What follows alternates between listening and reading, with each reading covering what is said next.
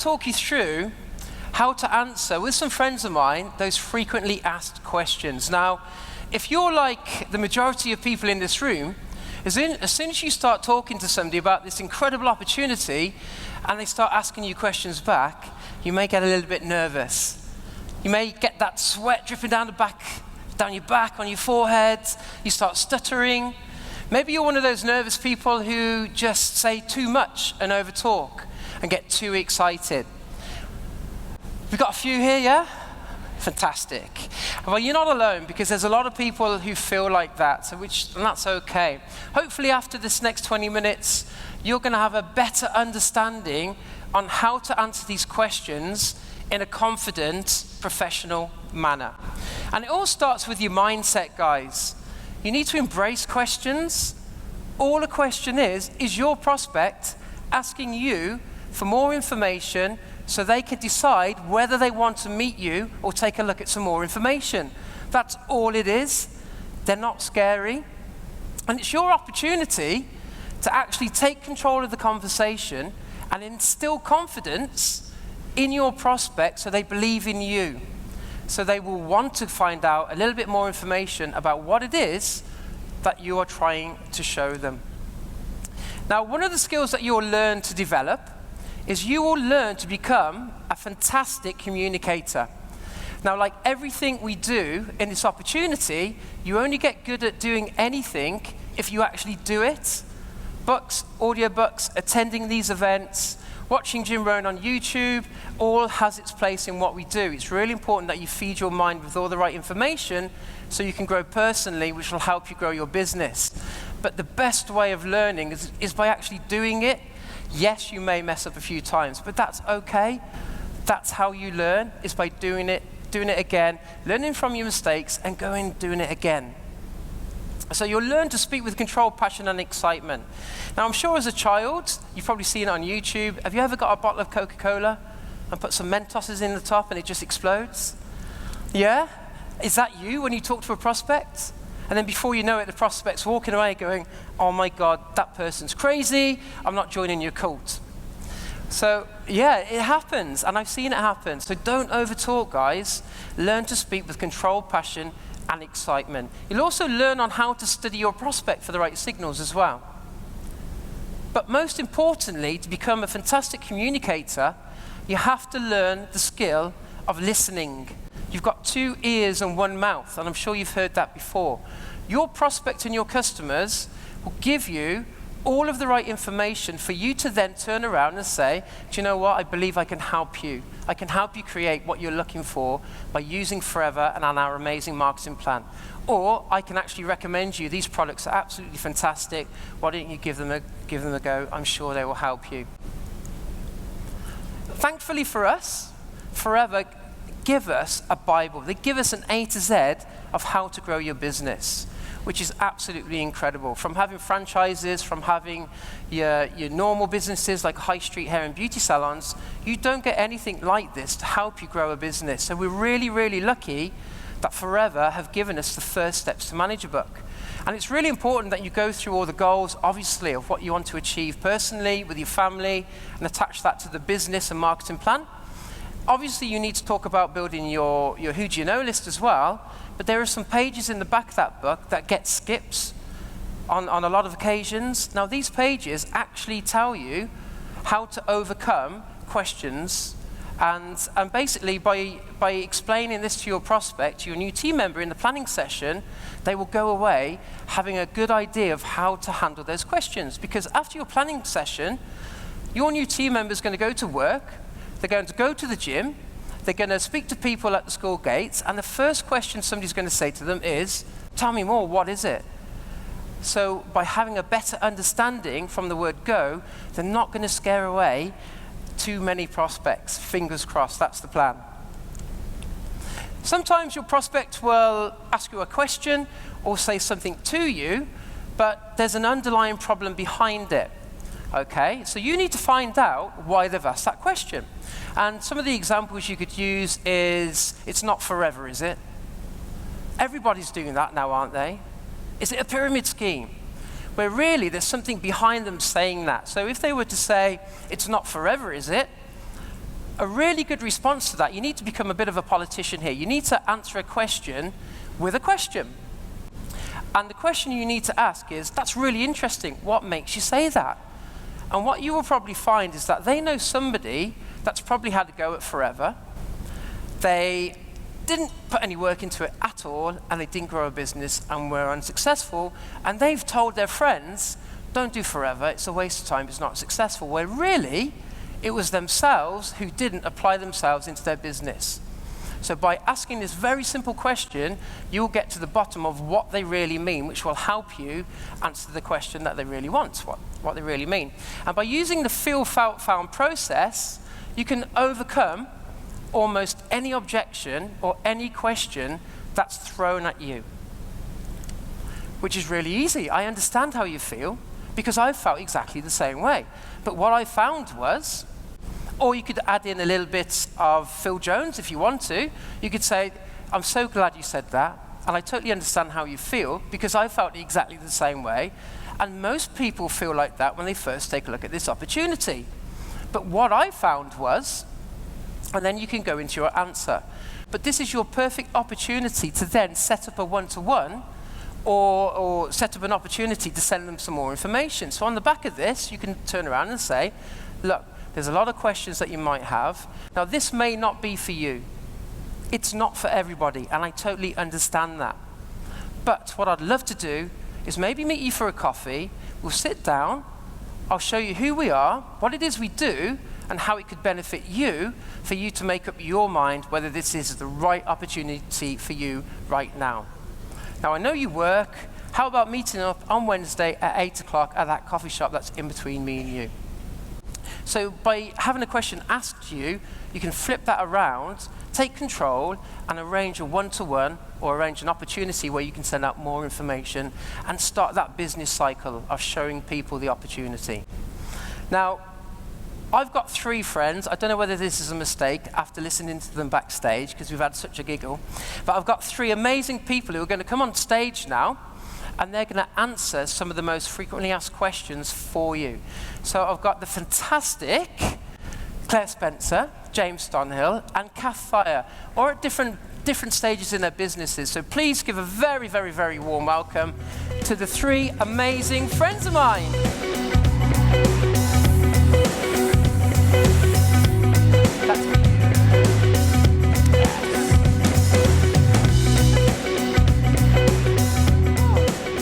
Thank you so much, guys, for helping me. I think it may have been a mistake after what we've been talking about backstage.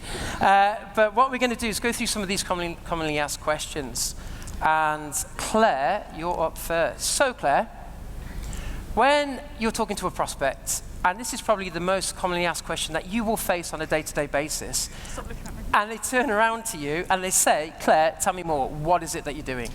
Okay, so what you need is your strap line, because who in the audience turns into a bit of a white rabbit when someone asks them, what do you do? Any hands? Yeah, it's pretty scary. You suddenly think, oh my God, what do I do? So you need something that you're comfortable with. So is it I help people build extra incomes from home? Is it I'm in the health and wellness industry? Is it I help people create lucrative incomes around their jobs? You need to know what feels comfortable with you, and you need to practice. Practice in the shower, practice in the car, practice, practice, practice. Practice on your kids, practice on the dog, till when that person asks you, what is it, you can just roll off your tongue, I help people earn extra incomes around their jobs. I'd love to show you. It's as simple as that, guys. The more basic and simpler you keep it, the more your prospect will be more intrigued. Thank you, Claire. Amazing.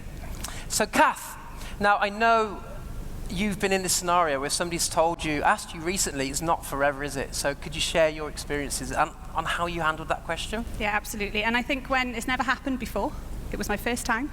And when she said that, initially I did feel a little bit worried and a little bit scared, how am I going to answer it? But I think it's really important to remember to always go back to the basics. So always go back to the first step. And what was really important, first of all, was to find out why she was saying it. So once I recouped myself, I asked her, what is it that's made you say that? What's happened? And then she proceeded to tell me that her friend's friend had joined Forever, and her friend's friend had said, you need to know hundreds of people. And her friend's friend said, everybody's doing it. And her friend's friend said, you need to have loads and loads of customers. Her friend's friend sounds loads of fun. But I was really pleased when she said that, because I knew none of that was true, so I knew I could overcome that objection. But it was really important to kind of make her feel at ease and not feel silly for thinking those things. So what I said to her was, look, I understand how you feel. I did feel slightly the same. I had those kind of concerns myself. But what I found was, when I looked at the business, when I looked at the marketing plan, and I looked at the information, in fact, you don't need to know hundreds of people, because all we do is we teach you how to find a regular customer base of 20 to 30 customers.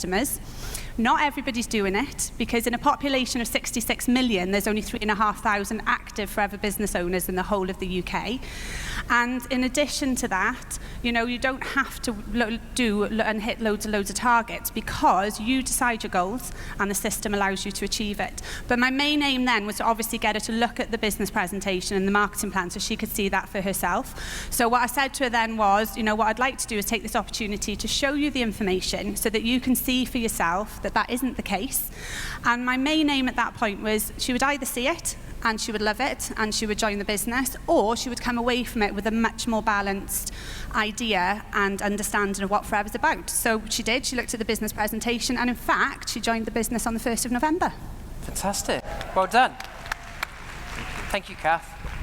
James, I've heard this a lot of times, and you know what? Salespeople actually have a lot of bad habits, and they have to change on how they look at this business. So, James, have you spoken to me, and I've turned around and said, you know what? If it's sales, I'm not interested. I'm not a salesperson. I'm no good at sales. Well, the first thing I'd do is relate to you and say, well, I don't like sales either. It's funny you should say that, because I felt exactly the same. I am terrified of sales. I would highlight that what we do is very, very different to sales. What we do is more recommendation. We're lucky enough to have a product range which is that good. All we need to do is get it into people's hands and let them try it. The product will do the sales part for you. And it's very simple. That's simply the way I do it. Just try some of the products. I always compare it to, say, going to see a good movie. If you tell 10 people that you went to see, I don't know, Bridget Jones's Baby, I know Michelle loves that film.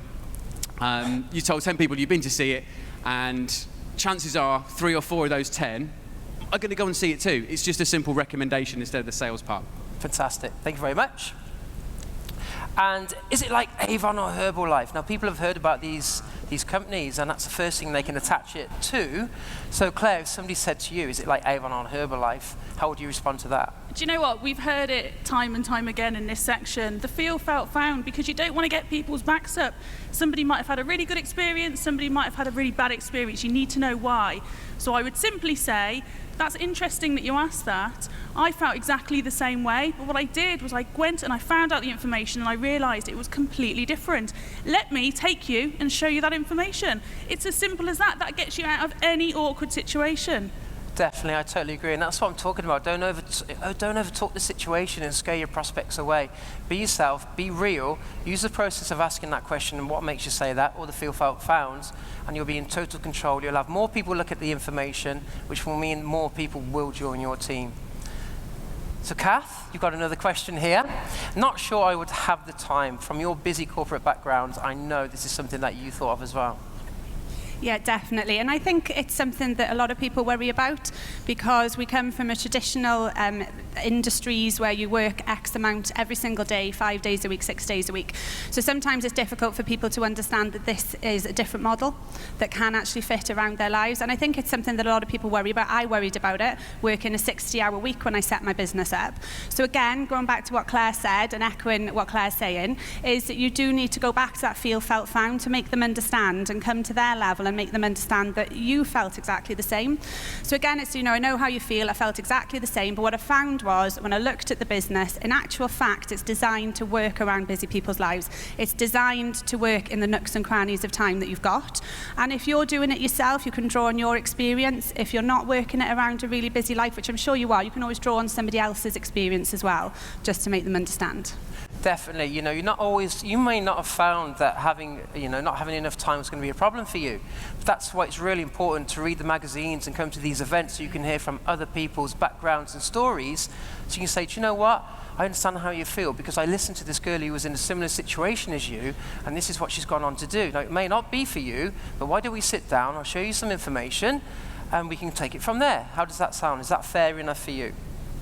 Thank you very much. And the pyramid scheme. I'll tell you a little secret here. When Tracy started our business, and she started inviting people to come and take a look at a launch, to come to our launch, somebody said to her, "It's not one of those pyramid schemes, is it?" And she turned around and thought, that sounds really good. I don't know what a pyramid scheme is. So the next invites were, "Hey, I'm having this fantastic launch. Why don't you come along to take a look at my pyramid scheme?" Do you know what, though? 6 people turned up and 5 joined. Now, I'm not telling you to go out and promote it as a pyramid scheme, but that's an example of, it doesn't really matter what you say, it's how you say it. Because she was controlled and excited, it actually worked for her, but don't do that, okay? Please don't do that. James, if somebody offered it to you and said, do you know what, it sounds like a pyramid scheme, I'm not interested, how would you answer that? I think this question is, it's quite a well-known question. I think most people, I know I was to start with, it's quite a fearful question when people get it, because pyramid selling is quite a negative thing, we all know that. My first question to that would always be, it's interesting you say that. What makes you say that?